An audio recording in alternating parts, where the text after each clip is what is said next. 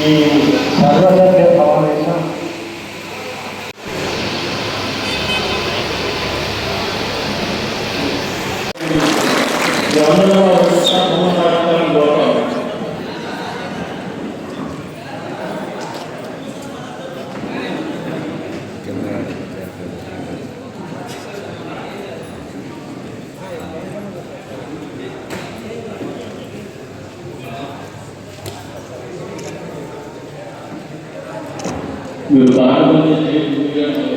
సంవత్సరంలో పార్టీలో వచ్చిన తర్వాత నిలబెట్టారా సార్?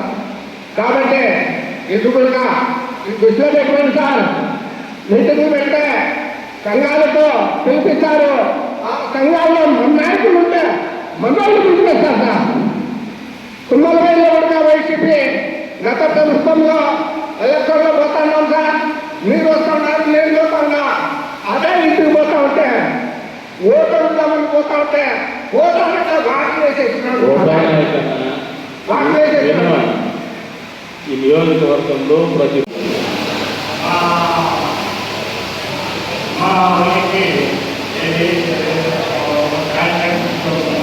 లేకపోతే ఇల్లు కావాలని ఒక ఎలక్ట్రిక్ కావాలి, దానికి ఉపయోగపడి నా జీవి అని పోతాను.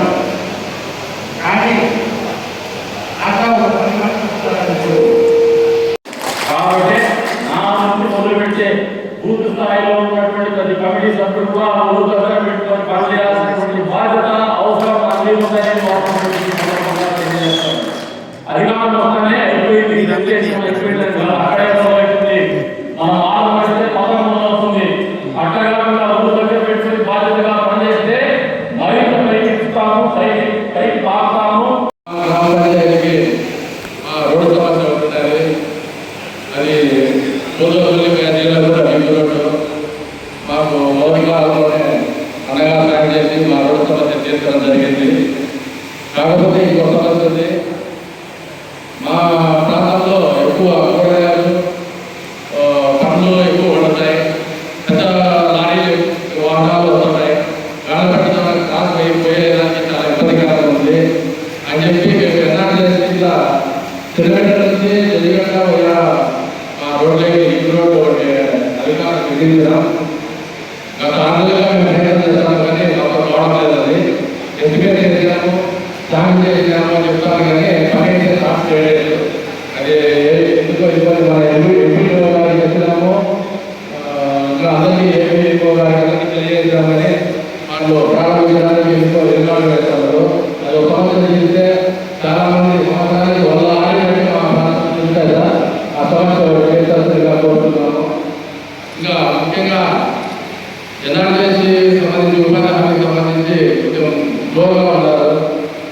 మనకు ప్రత్యక్షంగా రైతులకు కానీ రైతు కూలీలకు కానీ ఒక 10 రూపాయలు మనకు పని చేయించుకునేదానికి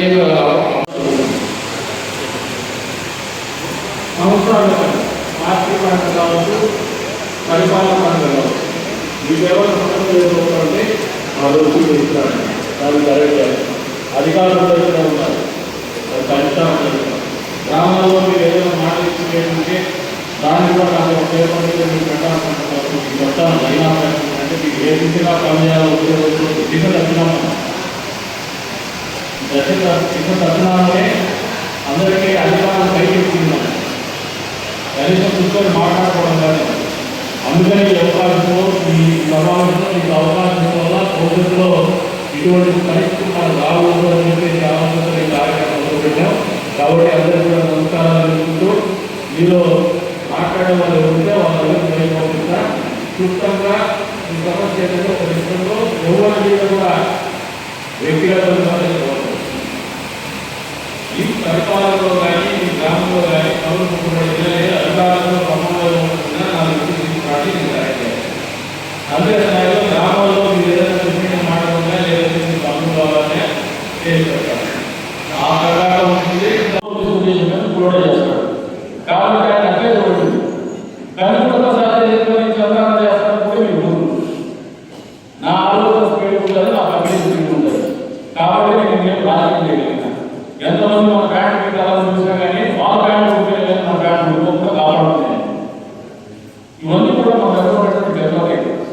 అర్థం కావాలి. ఈ రాజకీయాలు కొత్త మొత్తంలో వస్తున్నటువంటి పరిస్థితుల్లో ఎంతసేపు మూడవ రాజకీయాలు చేసేటువంటి ఆలోచన ఉంటారు. ఏం ఆలోచిస్తున్నారంటే ఎలక్షన్ వస్తాయని డబ్బులు కులం, నాయకుడు కులం ఉండదు. ప్రజల్లో ఒకసారి మాకు నాయకుడిని ఆలోచన వస్తే కులం మతం డబ్బులు దాన్ని ఎదుర్కొనే మనం జరిగినటువంటి ఎన్నిక. మనం పెట్టిన డబ్బు చాలా తక్కువ. మీకు ఇంకా చెప్తాను, 2019లో ఖర్చు పెట్టిన డబ్బు కంటే 2024లో మనం పెట్టిన డబ్బు దాదాపు 7 కోట్ల రూపాయల ఖర్చు పెట్టాను చెప్పాను. ఎలక్షన్ చేసినప్పుడు అసలు మనం గెలవడం చెప్పేసి సొంత కూడా రెడీ అయిపోయింది. ముందే వాళ్ళు పక్క నియోజకవర్గాల్లో కూడా వాడు విగ్రహాలు చూస్తున్నారు. వాళ్ళ సమీకరణాలు రకరకాలు ఉంటాయి. దీనికి ఎప్పుడు రావాలి ఎందుకు అంటే దానికి కారణం కూడా కఠిన పెట్టి కాకపోవాలి. దొంగనాడు ఉంటుంది, మోసగాడు వాళ్ళ కొద్దితోడు ఏమీ లేదు, గౌరవం లేదంటే చదివే చెప్పలేదు. ఇందన్నా మనమైనా అంటే దానికి కారణం అంటే మీ అందరూ చూపించినటువంటి నమ్మకం, మీరు చేసిన నష్టం.